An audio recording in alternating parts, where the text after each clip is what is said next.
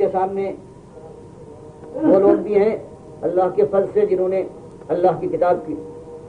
بات کہی ہے، سنت کی بات کہی ہے، اور ان میں اکثریت صحابہ کی ہے، تابعین، تبع تابعین اور ائمہ کی ہے۔ اس کے بعد سے بربادی آئی ہے، تصوف ایک طرف آیا ہے، اور پھر اللہ کی کتاب اور اس کے نبی صلی اللہ علیہ وسلم کی بات کو جھٹلایا گیا ہے، اور قبر پرستی کے لیے بنیاد مہیا کی گئی ہے۔ یہی مردہ نبی صاحب پہلے زندہ کیے گئے،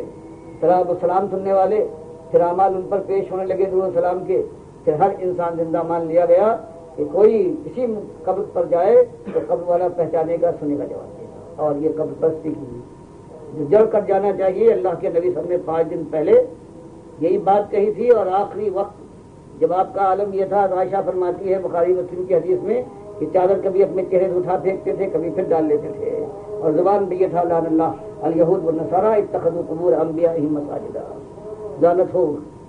یہود و نصارہ پر کہ انہوں نے اپنے انبیاء کی قبروں کو سجدہ گاہ بنا دیا۔ اس سے آپ دراز یہی ہتاشا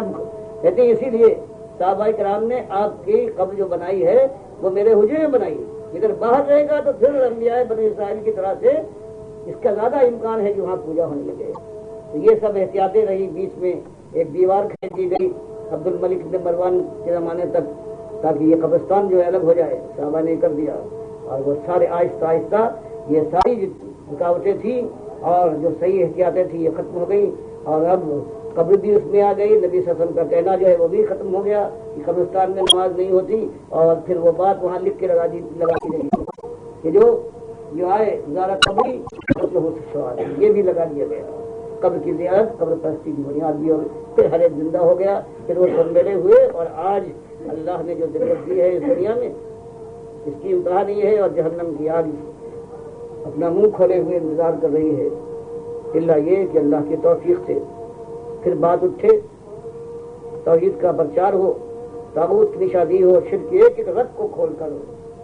اللہ کی مدد کے اوپر بھروسہ کرنے کے بعد پھر سنت کے مطابق بات اٹھے، پھر ٹکراؤ ہوگا، مصیبتیں آئیں گی، قیامتیں ٹوٹ پڑیں گی، لیکن اللہ کا وعدہ ہے کہ ہم مومنوں کی مدد کرتے رہیں گے، اور آخر کار اگر ثبات ملا ان کو تو آخر کار دین حق غالب ہو کے رہے گا، اور دنیا اور آخرت میں یہ وہ اللہ کے بندے ہیں کہ خوشی اور خوشحالی کے سفر کر دیے جائیں گے۔ یہی اپنی نگاہ کے سامنے ہے، اور یہی آپ حضرات کے لیے میری دعا ہے کہ اللہ تعالیٰ جس نے ایمان سے نوازا ہے، تو اللہ نے جو شرطیں لگا دی ہے کہ اللہ پر ایمان اس وقت تک معتبر نہیں ہے جب تک تاغوت سے کفر